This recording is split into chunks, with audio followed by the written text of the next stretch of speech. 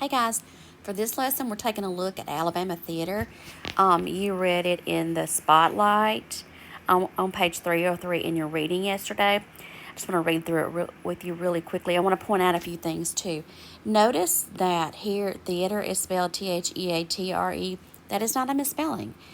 ER and ER are both correct spellings.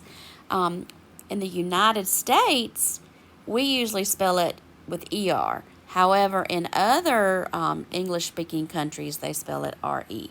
So that's not a mistake there, okay? So during the 1920s, special theater organs provided music for silent films. These early movies were called silent because they did not have a soundtrack.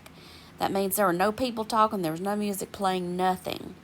That technology was not widely used until 1928.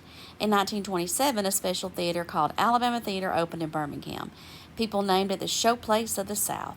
This theater had valuable art, furniture, statues, and paintings. You can still visit this historic theater today. The lavish deluxe theater required many workers to keep it running. There were musicians, stagehands, projectionists, cashiers, doormen, and many others.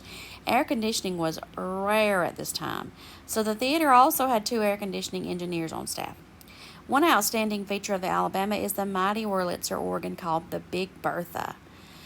This organ has 20 sets of pipes and 4 keyboards. It has a magnificent sound. Big Bertha is on a lift and thrills the audience as the red organ rises out of the orchestra pit. All right, so here we said that sometimes this was called a movie place. A movie place was built to show silent films. Go to the website listed below, the alabamatheater.com, and to learn more about the theater, the history of the theater, and take a virtual tour and look up Big Bertha.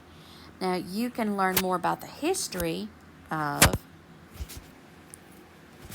the theater by going to About the Alabama.